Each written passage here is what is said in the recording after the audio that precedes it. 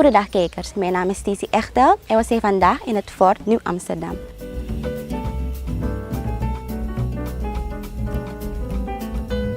We krijgen een rondleiding van de heer Marlon Madasrip.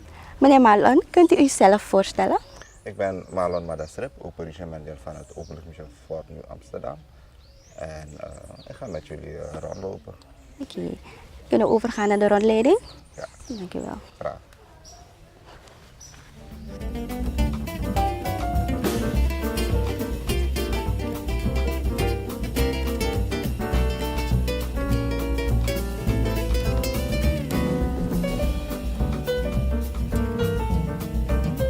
Kunt u ons een beetje vertellen over hoe het fort is ontstaan? Nou, Fort Nieuw Amsterdam is gebouwd om de plantage te beschermen. Dat is eigenlijk het voornaamste doel geweest in 1734. We hadden namelijk al het Fortse landje, dat verdiende Paramaribo, en de plantages aan de Suriname-rivier. Maar de plantages aan de Kommerwijnrivier was nog niet beschermd geweest tegen buitenlandse aanvallen. We hebben een x-aantal plantage hier, ruim 600, waarvan 435 in de Kommerwijnen. En de plantage-eigenaar die voelde het niet zo veilig, hebben toen een brief gericht aan de gouverneur met een vraag voor de bouw van het fort. Ja. In de eerste instantie was het niet ingewilligd. Later, na de inval van Kassaat in 1712, werd het toch gebouwd. Het fort is ongeveer 15 hectare groot. En achter mij zie je een soort heuvel, dat is de muur van het fort. Dat is een fort, met de aardewallen fort eigenlijk, maar van klei gemaakt. Ja. Het had wel zijn militaire successen niet gehad, want het is tot 2 keer toe veroverd door de Engelsen. En 1 keer zelfs zonder een schot te lossen in 1799. En de Engelsen kwamen met zoveel boten naar Suriname, iedereen was van bang dat ze Suriname zouden vernietigen. Hebben ze toen Suriname veroverd zonder een schot te lossen. Ja. En dat is ook een liedje geworden. Peru, Peru, mi patroon. Wie was de eigenaar van het fort? De gouverneur. Welke vorm heeft het fort? Het fort heeft de vorm van een ster of een pentagon. Ja. En waarom die vormen van een ster? Een stervorm is makkelijk te verdedigen. Als je iemand bij het punt van een ster plaatst, heeft hij over zich op één groot stuk gebied. De punten zijn ongeveer 150 meter verwijderd van elkaar. En als iemand bij zo'n punt van een ster staat, en gesteld dat het fort werd aangevallen, kan hij alarm slaan door signalen of rooksignalen of met vlaggetjes, wat dan ook. Dan kan de andere partij het zien en dan gaan ze allemaal naar één punt om het fort te verdedigen. Ja. Daarnaast werd aan de buitenwal van het fort door middel van sluissystemen onder water gebracht. Ja. Dus wanneer het fort werd aangevallen, werd alles onder water gezet, buiten het fort. Waardoor het vijand eigenlijk een beetje moeilijker maakt om het fort aan te vallen. Kunt u misschien vertellen hoe de bouwwerkzaamheden verliepen? Ik denk moeizaam, want het was door slaven gedaan. Ja. Het is van klei, dus men moest klei ergens gaan graven om het op te hopen. En is in 1948 voltooid. Dus hoeveel jaren heeft het eigenlijk geduurd? 1734 tot 1748. Dat is ongeveer 14 jaar. Ja. En in welk jaar is het een openluchtmuseum geworden? 1963. 1963. Waarom heeft men ervoor gekozen om het tot een museum te maken? Het gebied was, we hadden namelijk een oude strafgevangenis en we hebben namelijk ook heel veel monumentale gebouwen. Het gebied zelf is een monumentaal-gebied. Dus ik denk dat Douglas gemeend had om het tot een museum te maken. Een deel althans van het fort. Ja. Het andere deel was het bestuurscentrum. En toen heeft hij tot een museum gemaakt. Het was een beetje makkelijk toen, omdat de gevangenen zelfs het terrein onderhouden. Wij moeten het nu zelf doen. En tot 1982 is het zo'n beetje in slaap gevallen. Toen nam de overheid het over. Ja. En in 2008 is het weer een stichting geworden. En tot heden.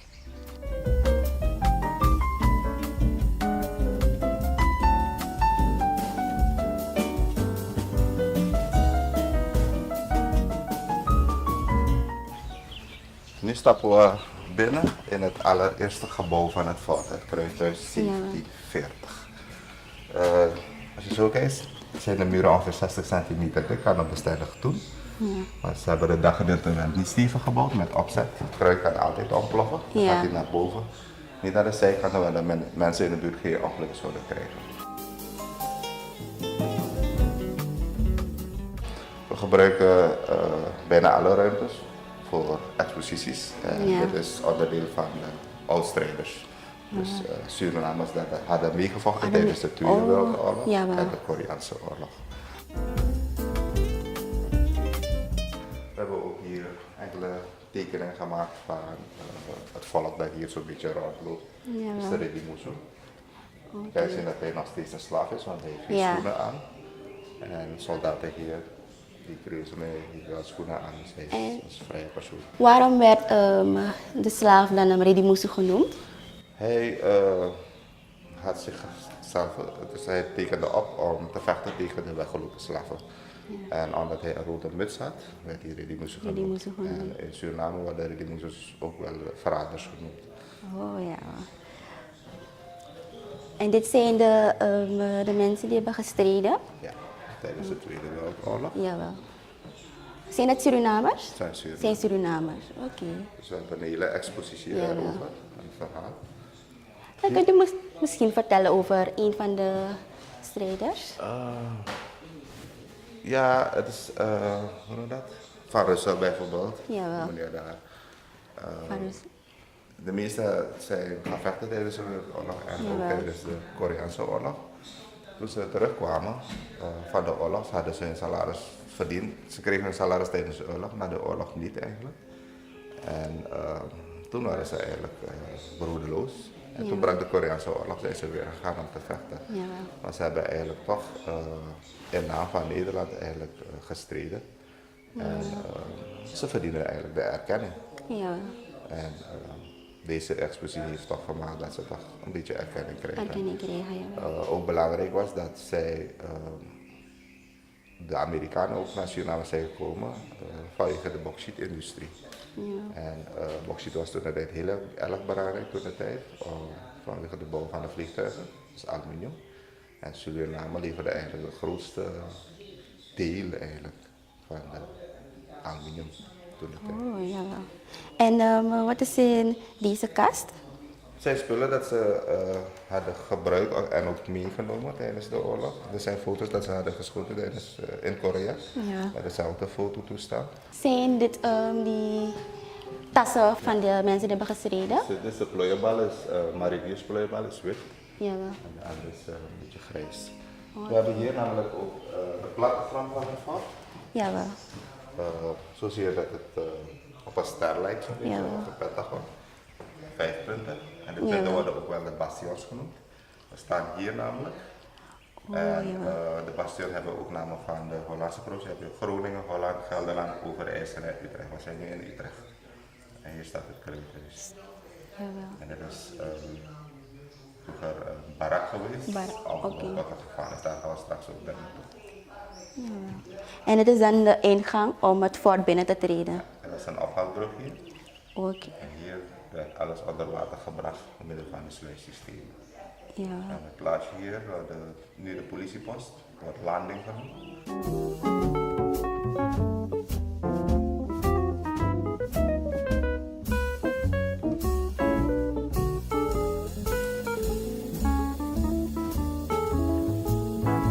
Aan deze kant zie ik ook een paar foto's. Dit is in Korea. Jawel. Van de mensen die in Korea zijn gestort. De oud-strijders gaan af en toe daar naartoe om die mensen daar te gedenken. Als je een Surinaamse vlag had je daar. Ja. En de Nederlandse vlag. We waren toen de tijd nog kolonie van Nederland. Dus Jawel, vandaar de Nederlandse vraag, ja. En dit is in Korea? In Korea, ja. In Korea, oké. En die foto hier, ik zie ook een foto hier. Dat is Paleis Soestdijk in Nederland. Ja. Maar dat is eigenlijk gedecoreerd. En wie waren dan deze heren? Van Russel, Hers, Prins Bernhard. Jawel. Ik zag 2 dames die ook hebben gestreden. Misschien kunt u misschien een beetje vertellen over die dames, een van de dames. De dames hebben meer als verpleging gewerkt. Als verpleging. Ja. Maar die echt meegevochten. Meegevochten, oh. Ja, ze hebben gaan vechten. Ja, wel. Niet in de oorlog zelf. In de frontlinie zelf.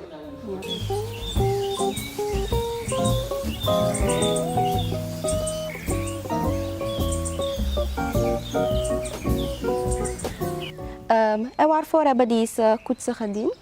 Nou, het zijn verschillende koetsen hier. Die rode koets werd voor de brandweer eigenlijk, door de brandweer gebruikt. brandweer. Een rode brandweerkoets. Ja, wel. En de witte en zwarte koets met glazen waren lijkenkoetsen voor de iets welgestelde mensen. Ja, wel. En we hebben hier een zwarte zonder glazen, dat is voor de arme mensen, eigenlijk door de Naniwagi of Landiwagi genoemd. Ja, wel. En die werd hier eigenlijk ten graven gebracht naar de Chimtiki-beelden. Ja, wel. Dus de Javaanse lijkenwagen, dat werd voorgetrokken. De rest werd voorgetrokken door paarden, behalve die Javaanse. De Javaanse. En die ene is een kaart voor Burikiwagi, eigenlijk bekende Burikiwagi. Ja, Voor wel. het vervoer van suikerriet. En daarnaast is het voor het vervoeren van koffiebonen of cacaobonen. Er is een kiepwagentje, dat kan ik eigenlijk dumpen als een vrachtwagen. Ja. Waarom werd deze alleen voor Javanen gebruikt? Het is toevallig van de Javaanse gemeenschap. Of van de Javaanse gemeenschap? Na de beëindiging van het contract Ja, wel. bleven ze eigenlijk op de plantages. Een paar bleven op de plantages en die wegen waren ook niet breed. Ja, wel. Of wanneer iemand is overleden wordt, of de persoon eigenlijk Ja. gedragen of wordt getrokken door een sultanetje. Het is wel ietsje modern. Ja. En hoeveel jaren zijn deze koetsen? In de jaren 60, 50 nog gebruikt. 6. De ene werd zelfs bij de overleden van mevrouw Barnes nog gebruikt als laatst. Ja. En wie was mevrouw Barends? Is voorzitter van NAX geweest. Oké. Jawel. En nu gaan we naar welk gebouw? We gaan naar het Telecommuseum en dan Jawel. de oude gevangenis. Jawel. We staan hier voor een plakkaat van plantage Dageraad. Het was een plantage aan de Orianekreek. En daar kan je lezen wie de eigenaar was, wat voor plantages was. Wanneer hij was begonnen met het bouwen van de plantage en wanneer hij klaar was. Dus, Ja. begonnen in 1767 en klaar in 1786. Oké. Dus hetgeen ook betekent dat de plantage-eigenaar het ook niet makkelijk hadden in Ja. Suriname. Het had hem 19 jaar geduurd om zijn plantage Om aan ze te leggen. Ja. Jawel. En ik zie hier ook iets van stenen. Wat is dit?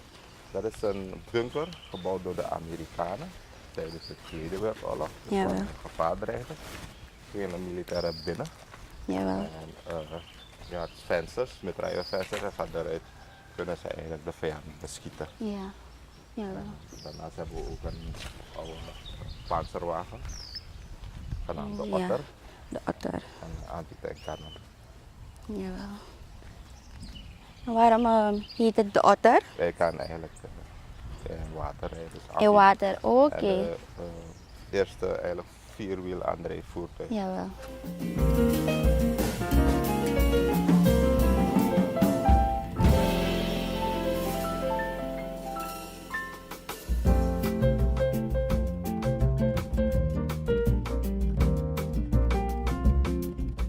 We gaan naar de kappas toe. Ja. Daarin wordt het sap van suiker tot suiker gegooid. De bedoeling is dat we een trein van kappas gaan creëren, want zo stonden ze eigenlijk vroeger op de plantage in de rij van groot naar klein. Jawel. Hier willen we eigenlijk het verhaal van het suikerindustrie in Suriname vertellen. Jawel. De oorsprong van de suiker en het verhaal ervan. Ja. En we staan hier voor een apparaat, hierin is wel een kleine. Dit werd gebruikt om het sap van suikerriet eigenlijk eruit te halen. Oh ja. Suikerrietpersmachine. Ja. En hoe lang staan deze dingen al hier? Dit is onlangs naar hier toe gebracht, we hadden het eigenlijk her en der op het terrein staan.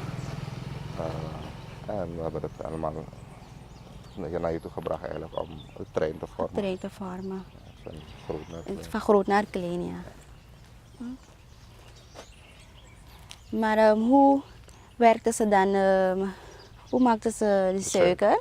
Dus onder werd vuur gestookt en die slaaf die moest het Aan de constant, andere kant werd er. Oh ja. de slaaf moest het constant roeren. En daarna werd het overgegoten van grote naar klein en naar klein naar klein, zodat het eigenlijk ging kristalliseren. En de suiker was niet zoals we nu kennen, zo poedervormig, Ja, maar in blokken. een blok. En daarmee kan je eigenlijk iets kopen ook bij de winkel, Ja. ruilhandel. En daar hebben we ook nog enkele suikerrietbomen geplant. Oké, suiker. Jawel.